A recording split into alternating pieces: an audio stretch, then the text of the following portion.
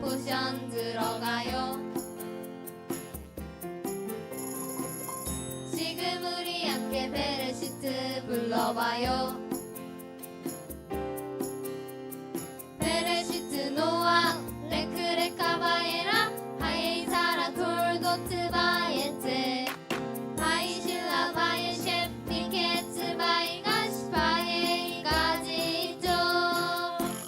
안녕하세요. 굉장히 중요한 한우카 주간이면서 동시에 미케츠 종말 후에 끝에 관한 이야기가 본격적으로 되면서 저와 여러분이 온몸이 반응해야 될 준비하고 예비하는 마지막 때의 마지막 시간이라는 마음이 있습니다. 계속해서 베레시트 태초에 하지만 태초의 창세기가 태초에 계획한 마지막 때의 그 완성을 향해 가고 있는 것 같습니다. 저와 여러분 마지막 남아있는 베레시트 세가를 함께 기쁜 마음으로 마지막 때를 준비한다는 마음으로 나아갔으면 좋겠습니다. 베레시트 시작과 마침, 지금 마침에 대해 어느 정도 와 있는지 그 완성을 향해 가고 있는 것에 중점적으로 토라 포션을 나누고 있습니다. 12개 주제 가운데 오늘은 10번째 미케츠가 되겠습니다. 미케츠 후에라는 건데요. 미케츠 창세기 41장부터 44장까지입니다. 다 같이 41장 1절을 읽어볼까요? 만 2년 후에 바로가 꿈을 꾼즉 바에이 미케츠 그렇게 시작합니다. 후에 만 2년 후에 종말에 관한 이야기입니다. 끝에 종말에 관한 미케츠입니다. 지난주도 그렇고 계속해서 종말에 관한 얘기잖아요. 이번 주는 본격적으로 그 종말에 관한 이야기를 시작할 것 같습니다. 미케츠 후에 끝에 종말의 주제는 종말에 관한 이야기입니다. 전체 줄거리를 이야기해보고 7년 풍년과 7년 흉년의 종말은 어떤 목적을 향해 가고 있는지 나누어 보라. 미케츠란 단어는요. 끝에 후에라는 단어이면서 종말에 관한 이야기가 시작되겠습니다. 저와 여러분이 함께 만 2년 후의 스토리가 어떤지를 살펴보고 싶습니다. 너무나도 유명한 본문입니다. 너무나도 잘 아는 겁니다. 저와 여러분 이것이 우리가 준비해야 될 종말에 관해서 어떠한 것들을 나누고 있는지를 보고 싶습니다. 41장 1절 다 같이 만 2년 후에 바로가 꿈을 꾼즉 자기가 나일 강가에 서 있는데 보니 아름답고 살찐 7 암소가 강가에서 올라와 갈밭에서 뜯어먹고 그 뒤에 또 흉하고 파리한 다른 7 암소가 나일 강가에서 올라와 그 소와 함께 나일 강가에 서 있더니 그 흉하고 파리한 소가 그 아름답고 살찐 7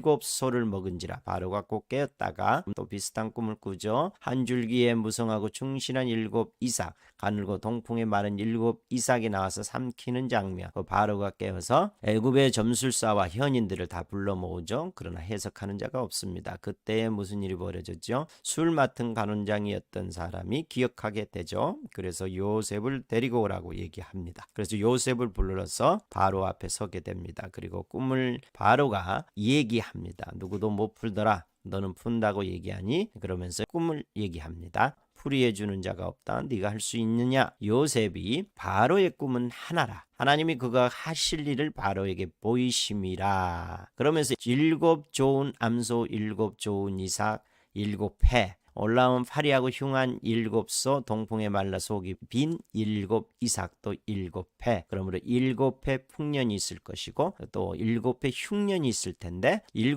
해 흉년으로 들면 앞에 풍년은 다 잊어버릴 것이다. 땅이 황폐화될 것이다. 그래서 바로께서 꿈을 2번 겹쳐 꾸신 것은 하나님이 이 일을 정하셨습니다. 하나님이 속히 행하실 것이다. 그러므로 당신은 지혜로운 감독관을 두어 7 해 풍년 동안 5분의 1을 수확을 거둬들여 곡물을 쌓아두라. 그리고 흉년을 대비하면 망하지 않을 것이다.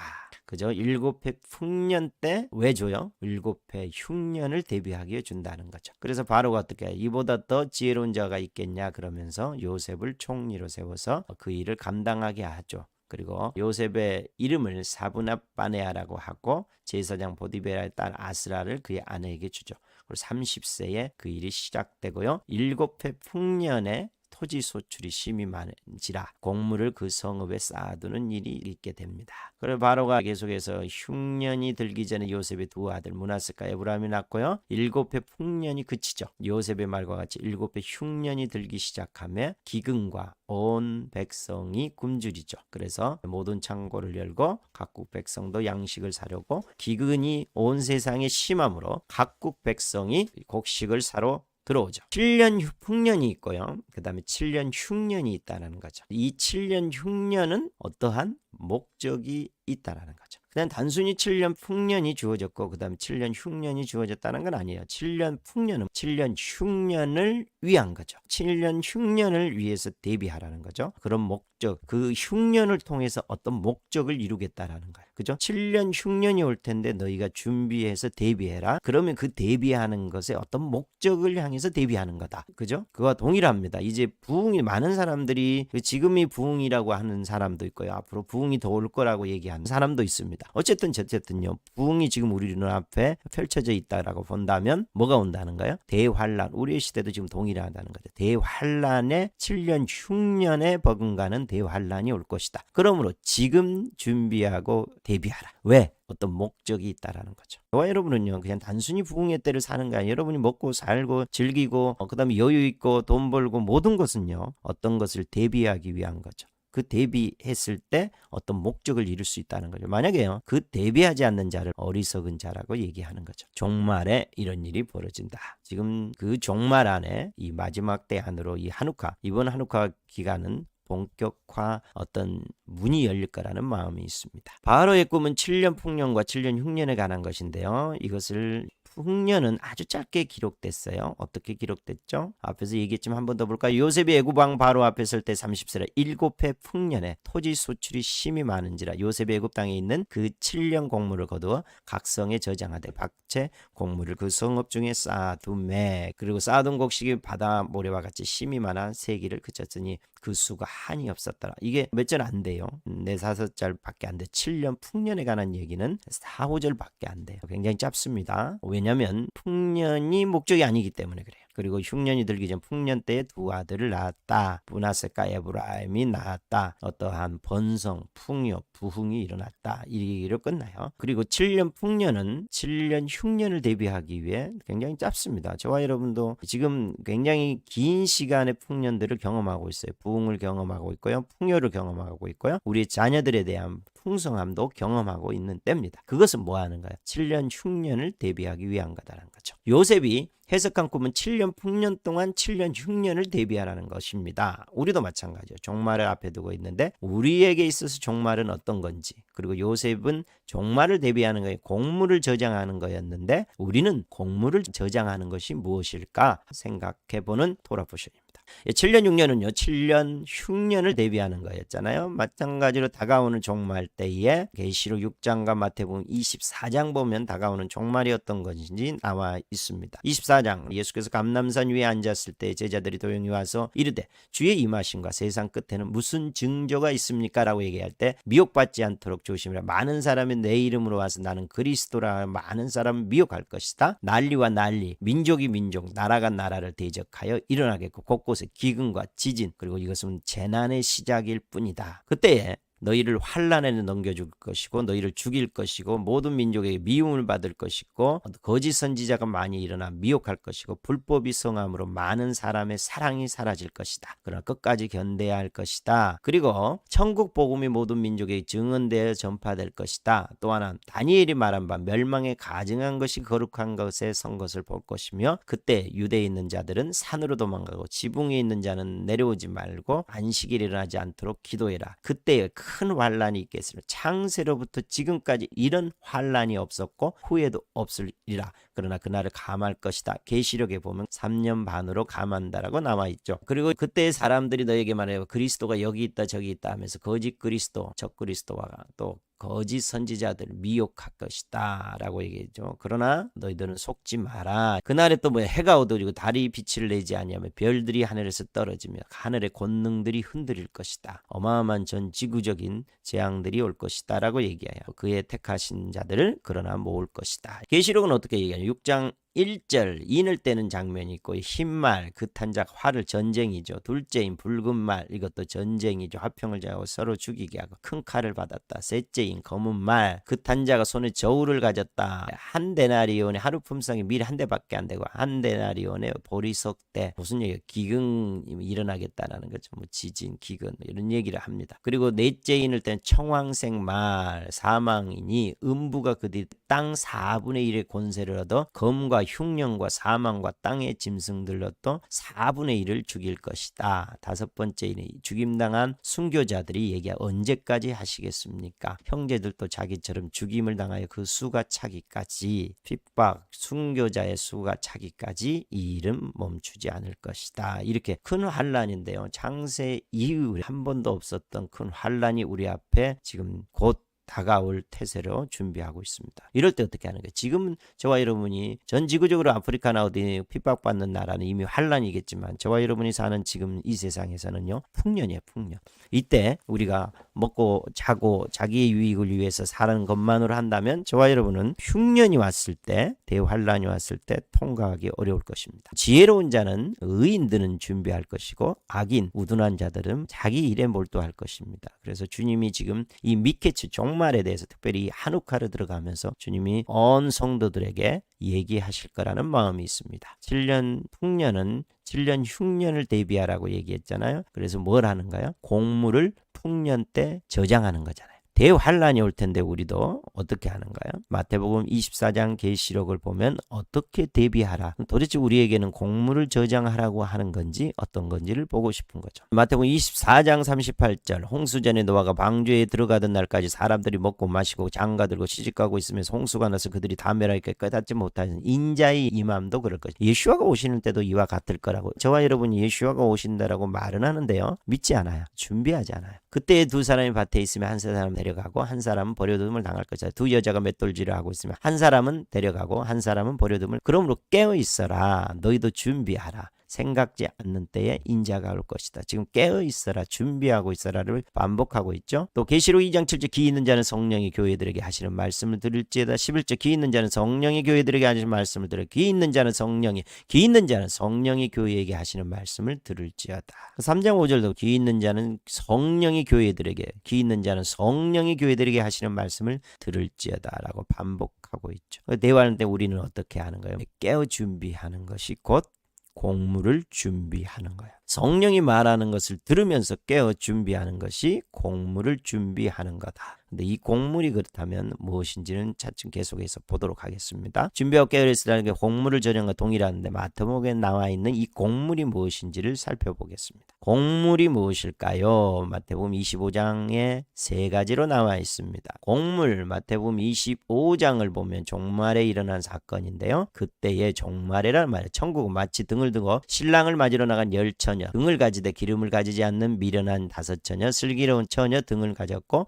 기름도 가진, 그러나 모두 다 졸죠. 신랑이 왔을 때 누구만 들어가요? 등에 기름이 없는 친구들은 사러 간 사이에 이미 끝나죠. 이건 뭐예요? 등 준비했고요. 다 졸고 자요. 마찬가지예요. 슬기로운 자나 미련한 자나 등은 다 준비했어요. 그리고 졸고 자요 다.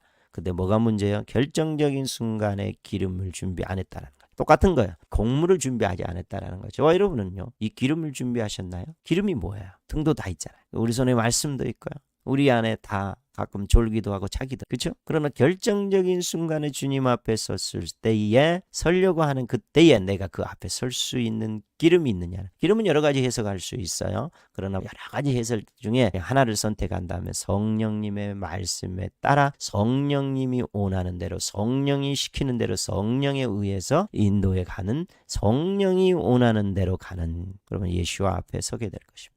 두 번째는요, 마태복음 25장 14절, 너무나도 잘 아는 말씀이에요. 종들을 불러서 소유를 맡기죠. 금 5달란트, 2달란트, 1달란트 주는데 장사를 해서 5달란트는 5달란트, 2달란트는 2달란트를 남기죠. 근데 1달란트 받은 자는 땅을 파고 그 주인의 도로 감추어 주죠. 근데 나중에 결산하게 되죠. 그리고 5달란트, 2달란트를 받은 자들에게는 주님이 잘하였다, 충성된 종들아, 네가 적은 일에 충성하였으니 내가 많은 일을 내게 맡길 것이다. 내 주인의 즐거움에 참여할지어다. 그리고 2달란트 받은 자도 마찬가지인데 1달란트 받은 자는 뭐라고 해요? 악하고 게으른 종아, 나는 심지 않는 데서 거두고 해치지 않는 데서 모으는 줄로 알았느냐? 그럼 빼앗아서 10달란트 가진 자한테 주고 이 무익한 종을 바깥 어두운 데 내쫓으라 라고 얘기를 합니다. 예, 마태복음 25장 달란트라고 얘기할 때 보통 우리가 갖고 있는 재능, 부, 능력이라고 얘기해요. 그러면 굉장히 불평등해요. 그죠? 물론 불평등해요. 그런데 그것을 재능, 부, 능력을 뛰어넘어서 부르심이라고 얘기하면은요, 평등해요. 야, 주님, 재능이 많든 부가 많든 능력이 많든 그 사람이 이 땅에 태어나는 부르심이 있다는 거야. 그 부르심을 추구하기 위해서 어떤 사람은 재능을 많이 주고 부를 많이 주고 능력을 주고 어떤 사람은 그에 비해서 적게 줘요. 그렇지만 뭐 하는가요? 자기가 갖고 있는 거 가지고 최선을 다해서 부르심을 이루었냐 안 이루느냐를 보는 거예요. 우리가 심판대에 딱 섰을 때 주님이 내가 주여 주여 하는 자마자 내가 주님의 이름 귀신도 쫓아내고 다 했는데요. 근데 주님 너 모른다. 딱 한 가지 묻는 거예요. 내가 너를 이 땅에 태어나게 했을 때 너에게 주었던 그 부르심이 있다. 그것을 네가 했느냐 안 했느냐를 보겠다라는 거죠. 시간과 돈과 능력을 그 모든 걸 사용해서 너에게 주었던 부르심을 했느냐 안 했느냐. 근데 많은 사람들은 죽을 때까지 20대든 30대 40대는 그 부르심을 잘 몰라요. 정말 이건 비참해요. 그래서 우리가 굉장히 시간과 돈과 능력을 낭비하는 것을 많이 보게 됩니다. 저와 여러분이 정확한 부르심을 따라서 그 부르심만 이행했다면 이루었다라면 주님은 하고 충성된 종아 네가 잘했다라고 얘기할 수 있다는 거죠. 세 번째 볼까요? 마태복음 25장 31절부터입니다. 인자가 자기의 영광으로 모든 천사와 함께 올 때에 모든 민족을 그 앞에 모으죠. 민족을 모았다는 표현을 써요. 그리고 양과 염소를 구분하고 양은 오른쪽 염소는 왼편에 들고 얘기하죠. 내 아버지께 복받을 자 양에게 창세로부터 너희를 위하여 예비된 나라를 상속하는 내가 줄일 때에 너희가 먹을 거고 목마를 때에 마시겠고 내가 헐벗었을 때 도와줬다 이럴 때 의인들이 언제 우리가 그랬습니까? 그러니까 내 형제 중에 지극히 작은 자 하나에게 한 것이다. 곧 내게 한 것이다. 그렇죠. 왼편에 있는 염소들에게 저주를 받을 자라 영원한 불에 들어가라. 네가 옥에 같아져 먹을 것을 주지 않았고 목마를 때 마시게 안 했다. 그러니까 이들이 뭐냐 언제 그랬습니까? 그러니까 이 지극히 작은 형제 하나에게 하지 아니하는 것이 곧 내게 하지 않는 것이다. 이건 굉장히 의미 있는 얘기예요. 자, 기름을 준비하냐 성령을 따라 움직였느냐 그리고 너희에게 주었던 그 부르심을 행했느냐 그 부르심을 행한 것 가운데 너가 그 형제에 대해서 반드시 어떠한 일을 하게끔 내가 상황을 주었는데 그 형제의 지극히 작은 자에게 네가 했느냐라고 묻는 거죠. 그리고 민족 가르는데 양과 염소 심판대에 섰을 때 지극히 작은 자 한 형제 있어요. 나중에 지금 우리가 보게 되는 이 오늘 본문 미케츠 본문에 베냐민과 같은 지극히 작은 자일 수 있어요. 또 민족으로 얘기했을 때는 이 세상에 2000년 동안 나라가 없이 떠돌아다닐 때 가장 작은 민족 이스라엘일 수 있어요. 그렇죠? 이스라엘을 보는 경우가 많아요. 그것이 그 지극히 작은 자 한 형제 베냐민 이스라엘에게 했던 것이 곧 나에게 한 것이다. 그에 따라서 내가 심판대에 너를 양으로 하고 염소로 구분할 수 있는 근거가 될 것이다라고 얘기하는 거죠. 기름을 준비했느냐 부르심을 이루었느냐 지극히 작은 자를 돌을 보았느냐라고 나오는데 이것을 한마디로 표현하면 뭐라고 얘기할까요? 누가복음 18장 8절 그러나 인자가 올 때에 세상 끝날 종말에 세상에서 믿음을 보겠느냐라고 얘기하죠. 환난을 통과할 믿음을 갖고 있느냐 이게 곡물이라고 볼 수 있어요. 아니 우리의 눈에 보이는 돈, 재산, 어떤 재물 이게 곡물이어야 되는데 무슨 믿음이 곡물이냐라고 얘기를 할 수도 있어요. 근데 마지막 때는 돈이나 재물이나 아무것도 필요 없어요. 작년에 제가 이 토라 포션을 나누면서 되게 재밌는 얘기를 했어요. 이스라엘이 포로 생활 70년을 할 때 굉장히 그들에게 믿음이 흔들리고 모든 것이 절망할 때에 어떤 사건들이 일어나요. 곡물들이 일어나는데 첫 번째 20년 정도 지났을 때 누가 나와요? 메삭 아벳느고와 사드락이 어떻게 해요? 풀무불에 들어갔는데 주님이 도와서 살아났대. 그리고 그 왕이 뭐 하라는 거야? 느부갓네살 왕이 전국에 공포하러 가잖아요. 그래서 전국에 있는 흩어져 있는 유대인들이 그 얘기를 들으면서 와 믿음이다. 지켜야 되겠다. 그리고 다시 용기를 가져가. 그리고 나서 20년 후에 무슨 일이 또 벌어져요? 에스더가 우리 민족 다 죽을 수 있었는데 어떻게 에스더의 믿음을 통해서 살아났잖아. 와 주님이 돌아온다. 이것이 믿음이다. 믿음은 뭐하는 곡물처럼 우리를 살아나게. 또 10년 후에 늙은 어떤 노인네가 사자굴에 들어갔대. 다니엘이. 근데 그를 살았대. 그리고 나서 10년 지나니까 포로 기한이 일어나잖아요. 여러분 마지막 때는 믿음이에요. 그죠? 환난을 통과할 믿음. 그것을 가졌느냐 안 가졌느냐로 저와 여러분이 환난을 통과할 수 있느냐 없느냐를 보게 될 것입니다. 흉년을 통해서 하나님이 하시고자 하는 목적이 있어요. 시몬을 잡아두고 베냐민을 데려오라고 하는 요셉. 그죠? 이런 과정을 통해서 그 목적을 볼까요? 7년 풍년이 있고 7년 흉년이 있는데 거기에는 어떤 목적이 있다라고 얘기했어요. 동일하게 우리 때도 마찬가지겠죠. 그때 야곱이 애굽에 곡식이 있음을 보고 애굽에 곡식이 있다 하니 기근이 다 들었잖아요. 가나안도. 그래서 너희는 그리로 가서 거기서 우리를 위하여 사오라. 그리고 때에 요셉의 형들이 와서 그 앞에 엎드려 절하죠. 요셉 앞에. 어떤 목적이 있죠? 흉년을 주신 목적은 그냥 흉년이 목적이 아니에요. 흉년을 통해서 뭔가 이루고 싶은 거예요. 그리고 나서 두 번째 가야 되는 시간이 또 양식이 다 떨어지잖아요. 그래서 사오라 그래서 베냐민을 데리고 애굽에 내려가서 요셉 앞에 서니라. 드디어 누가 만나요? 12명의 자녀가 다 만나는 장면입니다. 7년 6년 요셉 그리고 형들이죠. 이것이 만남이 이루어진 1차, 2차를 통해서. 흉년의 목적은 요셉 형들을 유대에 있는 가나안에 있는 형들을 아주 기근 가운데 대비 못했잖아요. 참 이게 아이러니예요. 오히려 이 형들을 대비하게 했을 수도 있는데 그렇지 않아요. 요셉을 통해서 대비하게 해요. 나중에 이게 요셉이 열방 그리스도인 이스라엘을 표현할 수도 있다라고 봐요. 그랬을 때 열방의 그리스도인들이 준비된 것을 통해 유대 그리스도인들이 이스라엘 유대인들 믿지 않는 유대인들이 이제 요셉을 만나러 온다라고 생각하고 있어요. 이 만남 목적이에요. 흉년의 목적이. 첫 번째 시므온을 볼모로 삼잖아요. 두 번째는 베냐민을 데리고 오라고 얘기하죠. 그때 유다가 어떤 일을 해요? 내가 그를 위하여 담보가 되오리니 아버지께서 내 손에서 그를 찾으사 내가 만일 그를 아버지께 데려다가 아버지 앞에 두지 아니하면 내가 영원히 죄를 지리이다. 이게 담보 보증이 되겠다라고 유다가 얘기하면서 야곱이 베냐민을 보내주잖아요. 그래서 베냐민을 데리고 요셉 앞에 서게 되는 장면입니다. 이 담보 유다 지난번에 베쉐브에서 우리 그 유다 왕의 족보를 살리는 건데 유다가 망가진 삶을 살고 있을 때 이 담보 문제에서 유다가 돌아오잖아요. 맹세 보증이라고 얘기하는데요. 우리의 믿음 즉 환란을 대비하는 일 유대인과 이방인의 만남 그 다음에 한 세 사람이 예수와 오시는 길을 준비하는데요. 이 담보가 된다는 건 어떤 의미인지 볼까요? 유다